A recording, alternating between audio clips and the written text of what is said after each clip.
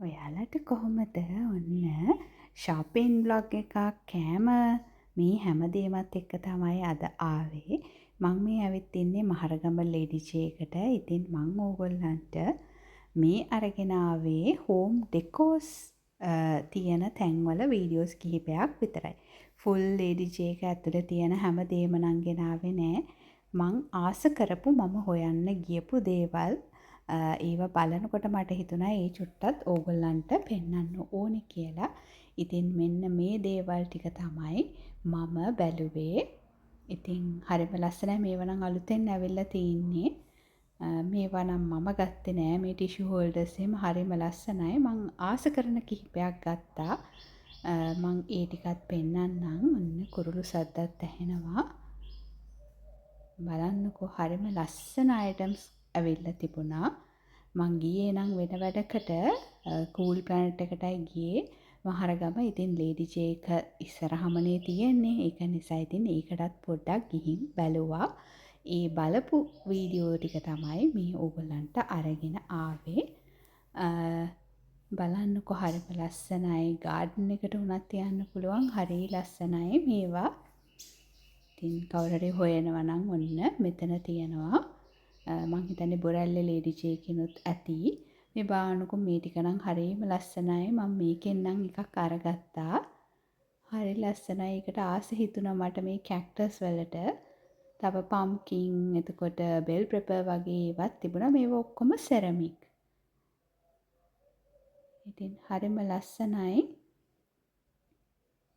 ඔයාලා හෝම් ඩෙකෝස් හොයනවා නම් ඔන්න ලස්සන ඩෙකෝ අයිටම්ස් ඇවිල්ලා තියෙනවා. මෙතන තියෙන જાති එකකුත් මම ගත්තා. මේවා උනේ 700 ගාණක් වගේ මට මතක. ඔව් 790ක්. ඔය මං අත් පෙන්නපු එකම තමයි මාත් ගත්තේ. ඉතින් ලොකු ගණන් වලටත් තියෙනවා. සාමාන්‍ය අපිට මිලදී ගත හැකි සාමාන්‍ය ප්‍රමාණයේ මිල ගණන් වලටත් තියෙනවා. ඉතින් ඔයාලා මේ දේවල් වලට ආසයි නම් බොරැල්ලේ හෝ මහරගම ලේඩි ජේ එකට ගිහිල්ලා බලන්න. ඉතින් මං ඔන්න ආස කරන දේවල් දැක්ක ටිකක් ඔයාලටත් අරගෙන ආවා. කාට හරි බලාපොරොත්තුවෙන් ඉන්නවා නම් මේ දේවල් ගන්න ඔන්න තියෙනවා. සමහර ඒවා නම් මිල ගණන් තියෙනවා. මං කිහිපයක් දාන්නම්. ඔන්න ඉතින් දැන් මේ හදන්නේ රස කෑමක්. නෙළුම් මල කරි එකක් තමයි හදන්නේ. හොඳ රසට කන්න පුළුවන් විදිහටයි හදන්නේ.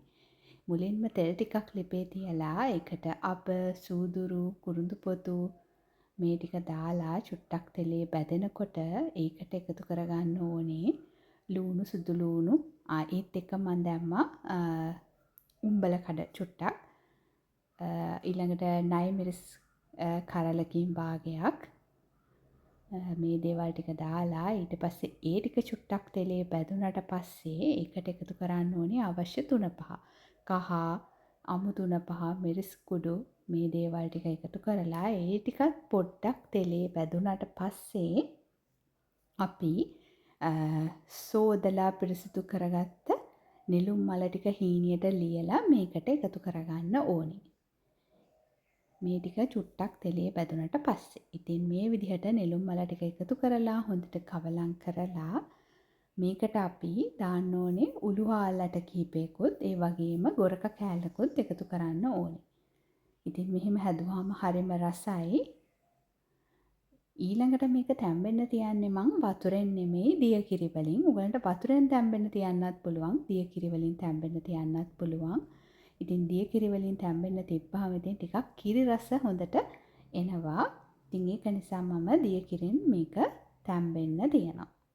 ඉතින් අවශ්‍ය ලුණු මේ දේවල් ඔක්කොම එකතු කරලා මේක හොඳට වහලා විනාඩි 15ක් විතර තැම්බෙන්න තියන්න ඕනේ. මොකද නෙළුම් මල මම වෙනම තම්බලා ගත්තේ නැහැ. එහෙම තැම්බුණාට පස්සේ ඒකට මේ එකතු කරේ මිටි කිරි. මිටි කිරි එකතු කරලා ඊට පස්සේ මම ඒකට බැදපු තුන පහ චුට්ටක් එකතු කරනවා. එතකොට හරි රසයි. මුලදී නෙමෙයි බැදපු තුන පහ එකතු කරන්නේ මිටි කිරි එකතු කරාට පස්සේ. මේ විදිහට බැදපු තුන පහත් එකතු කරලා මේක කවලම් කරලා තව ටික වෙලාවක් විනාඩි 5ක් වගේ වහලා තැම්බෙන්න තියන්න ඕනේ. ඉතින් මේ විදිහට මේක හොඳට වහලා තැම්බුණාට පස්සේ ඇත්තටම හරීම රසයි. ඔන්න බලන්නකෝ. හොඳට තෙල් පෑදිලා රස පාටට තියෙනවනේ. ඔන්න දැන් මං අරගෙන ආවේ මං එළියට ගිහිල්ලා එහෙමත් නැත්නම් shopping ගිහිල්ලා ගත්ත දේවල්. මේ nozzle එක නම් ගත්තේ no limit එකෙන්. ඒක ඕනම බෝතලයකට සාමාන්‍යයෙන් කටපොඩි බෝතලයකට පාවිච්චි කරන්න පුළුවන්. අපිට අවශ්‍ය දියරමය දෙයක් වටේ හැලෙන්නේ නැතුව වක් කරගන්න පුළුවන්. මේ බලන්නකෝ ඔන්න ඔහොම තමයි ඒක තියෙන්නේ. ඊළඟට මෙන්න මේ measuring spoon එක metal measuring spoon එක මම ගත්තේ Cool Planet එකකින්. මේක Lady J එකේ මම ඔයගලන්ට කිව්වේ මට හරිය ආස හිතුණා කියලා. මේක ගත්තේ Lady J එකේ මේක 750යි. එතන තිබ්බ ඒ දේවල් 550 ඉඳලා 750 දක්වා තමයි තියෙන්නේ. මේකත් Lady J එකකින් ගත්තේ. මේ බ්‍රෂ් එකත් Lady J එකකින් තමයි ගත්තේ. ඔන්න ඉතින් ඔය පුංචි පුංචි දේවල් ටික තමයි ගත්තේ මං. ඊළඟට හවසට හිතුණා රස කෑමක් හදන්න. මේ දවස්වල දෙල් එහෙම තියෙනවානේ. ඉතින් මටත් දෙල් ගෙඩියක් හම්බුණා. මං ඒක හීනෙට ලියලා පොඩ්ඩක් අවුවේ වේලා ගත්තා. එහෙම වුණාම බදින්නත් ලේසි, තෙල් නාස්ති වෙන්නෙත් නැහැ. ඉතින් ඒ විදිහට පොඩ්ඩක් වේලගත්ත දෙල් ටික දැන් හොඳට රත් වෙච්ච තෙලේ ගෝල්ඩන් බ්‍රවුන් වෙනකන් බැද ගන්නයි ඕනේ. මේක හොඳට බැදුනහම කර ගාලා සද්ද ඇහෙනවා මේක අර හැන්දෙන් එහෙට මෙහෙට කරනකොට. අන්න ඒ ප්‍රමාණයට හොඳට මේ දෙල් ටික බැද ගන්න ඕනේ.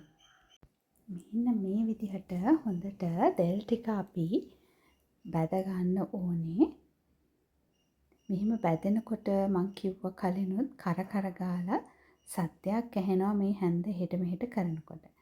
ඉතින් මේ වගේ golden brown color එකට බැදුනට පස්සේ මේක අපි කිචන් පේපර් එකකට හරි ටිෂු එකකට හරි තෙල් බේරෙන්න මේ ටික ඉවත් කරගන්න ඕනේ. ඉතින් තෙල් බේරෙන්න මේක අයින් කරාට පස්සේ චුට්ට වෙලාවක් තියන්න ඒ ටිකේ තෙල් ඉවත් වෙනකන්. ඊට පස්සේ අපි කරන්න ඕනේ මේක කෝට් කරගන්න අවශ්‍ය පැණි එක හදාගන්න එක. පැණි එක හදන්න ඔයාලට සීනි උණු කරලා ගන්නත් පුළුවන්. එහෙමත් නැත්නම් පොල් පැණි හරි කිතුල් පැණි හරි ටිකක් රත් කරලා ගන්නත් පුළුවන්. ඉතින් මං අද පාවිච්චි කරන්නේ මගේ ළඟ තිබුණ කිතුල් පැණි. ඉතින් ඒක නිසා මං හිතුවා කිතුල් පැණි ටික මේකට පාවිච්චි කරනවා කියලා. ඉතින් දැන් කිතුල් පැණි ටිකක් ලිපේ තියලා ඒක බුබුලු දාගෙන නටාගෙන එනකොට චුට්ටක් ඇඳට අරගෙන බලන්න පොඩක් අර ඇලෙන ස්වභාවය වගේ ආවහම අපිට තියෙන්නේ අර තෙල් බේරෙන තියපු දෙල් ටික එකතු කරගන්න එක. ඉතින් දෙල් ටික දාලා හොඳට කවලම් කරලා ගන්නයි තියෙන්නේ. ඔන්න වැඩේ ඉවරයි. එහෙනම් අදට ගිහිල්ලා එන්නම්.